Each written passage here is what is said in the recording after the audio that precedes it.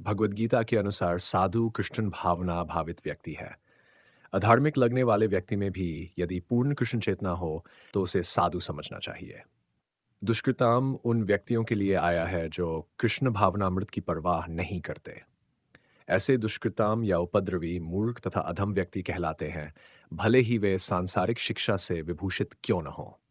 इसके विपरीत यदि कोई शत प्रतिशत कृष्ण भावनामृत में लगा रहता है तो वह विद्वान या सुसंस्कृत न भी हो, फिर भी वह साधु माना जाता है। जहाँ तक अनीश्वरवादियों का प्रश्न है, भगवान के लिए आवश्यक नहीं कि वे इनके विनाश के लिए उस रूप में अवतरित हो, जिस रूप में वे रावण तथा कंस का वध करने के लिए हुए थे। भगवान के ऐसे अनेक अनुचर हैं जो असुरों का संहार करने में सक्षम हैं। किंतु भगवान तो अपने उन निष्काम भक्तों को तुष्ट करने के लिए विशेष रूप से अवतार लेते हैं, जो असुरों द्वारा निरंतर तंग किए जाते हैं। असुर भक्त को तंग करता है, भले ही वह उसका सगा संबंधी क्यों न हो। यद्यपि प्रहलाद महाराज हिरण्यकशिपु के पुत्र थे, किंतु भी वे अपने पिता द्वारा उत्पीड़ित थे। इसी प्रकार कृष्ण की माता देवकी यद्यपि कंस की बहन थीं, किंतु उन्हें तथा उनके पति वसुदेव को इसलिए दंडित किया गया था क्योंकि उनसे कृष्ण को जन्म लेना था। अतः भगवान कृष्ण मुख्यतः देवकी के उद्धार करने के लिए प्रकट हुए थे, कंस को मारने के लिए नहीं। किंतु ये दोनों कार्य एक साथ संपन्न हो गए। अतः यह कहा जाता है कि भगवान भक्त का उद्धार करने तथा दुष्ट असुरों का संहार करने के लिए विभिन्न अवतार लेते हैं। सृष्टि हेतु ए मूर्ति प्रपंचे अवतरे, से ईश्वर मूर्ति अवतार नाम धरे, मायातीत पर्वियों में सबार अवस्थान, विश्व अवतरी धरे अवतार नाम।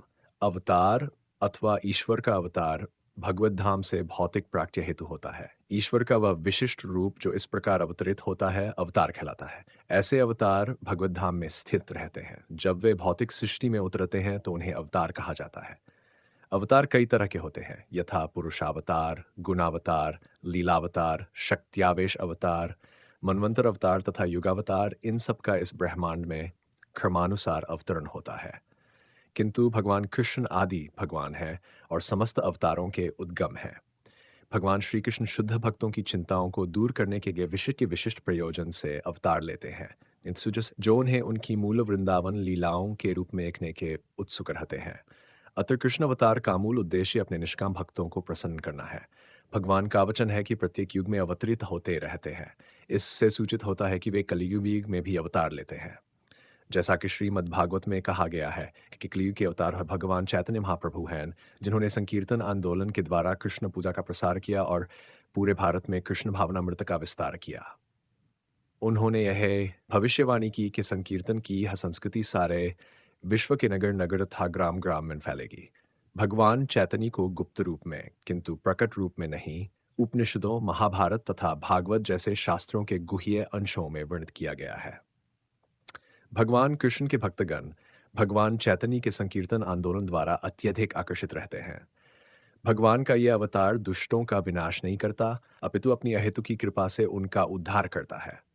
छठे श्लोक में भगवान के दिव्य धाम से उनके अवतरण की व्याख्या हो चुकी है। जो मनुष्य भगवान के आविर्भाव के सत्य को समझ लेता है, वह इस भवबंधन से मुक्त हो जाता है और इस शरीर को छोड़ते ही वह तुरंत भगवान के धाम को लौट जाता है। भवबंधन से जीव की ऐसी मुक्ति सरल नहीं है। निर्विशेषवादी तथा योगीजन पर्याप्तक्ष तथा अनेकानेक जन्मों के बाद ही मुक्ति प्राप्त कर पाते हैं।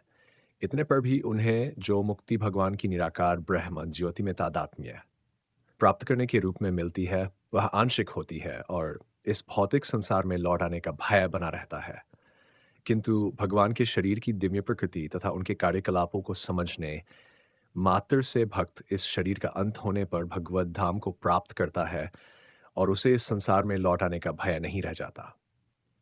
ब्रह्म संहिता में यह बताया गया है कि भगवान के अनेक रूप तथा अवतार हैं। अद्वैतम च्युतम नादिम मंत्रूपम। यद्यपि भगवान के अनेक दिव्य रूप हैं, किंतु फिर भी वे अद्वय भगवान हैं। इस तथ्य को विश्वासपूर्वक समझना चाहिए, यद्यपि यह संसारी विद्वानों तथा ज्ञानी योगियों के लिए अगम्य है। जैसा कि वेदों में कहा गया है, एको देवो नित्य लीलानुरक्तो भक्तव्यापी हृदयंतरात्मा। एक भगवान अपने निष्काम भक्तों के साथ अनेकानेक दिव्य रूपों में सदैव संबंधित है। इस वेदवचन की स्वयं भगवान ने गीता के इस श्लोक में पुष्टि की है। जो इस सत्य को वेद तथा भगवान के प्रमाणाधार पर स्वीकार करता है और शुष्क चिंतन में समय नहीं वाता, वह मुक्ति की चरम सिद्धि प्राप्त करता है। इस सत्य को श्रद्धापूर्वक स्वीकार करने से मनुष्य निश्चित रूप से मुक्ति लाभ कर सकता है। इस प्रसंग में वैदिक वाक्य तत्व से लागू होता है। जो कोई भगवान कृष्ण को परब्रह्म करके जानता है या उनसे यह कहा है कि आप वही परब्रह्म श्री भगवान, वह निश्चित रूप से अविलंब मुक्त हो जाता है। फलस्वरूप उसे भगवान की दिव्य संगति की प्राप्ति निश्चित हो जाती है। दूसरे शब्दों में, ऐसा श्रद्धालु भगवत भक्त सिद्धि प्राप्त करता है।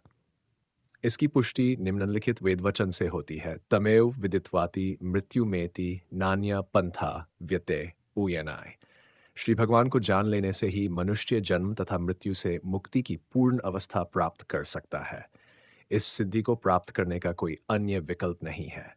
इसका कोई विकल्प नहीं है का अर्थ यही है कि जो श्री कृष्ण को श्री भगवान के रूप में नहीं मानता, वह अवश्य ही तमोगुनी है और मधुपात्र को केवल बाहर से चाट कर या भगवद गीता की विद्वत्तापूर्ण संसारी विवेचना करके मोक्ष प्राप्त नहीं कर सकता। ऐसे शुष्क दार्शनिक भौतिक जगत में महत्वपूर्ण भूमिका निभाने वाले हो सकते हैं, किंतु वे मुक्ति के अधिकारी नहीं होते। ऐसे अभिमानी संसारी विद्वानों को भगवत भक्त की अहेतुकी कृपा की प्रतीक्षा करनी पड़ती है। अतः मनुष्य को चाहिए कि श्रद्धा तथा ज्ञान के साथ कृष्ण भावनामृत का अनुशीलन करे और सिद्धि प्राप्त करने का यही उपाय है।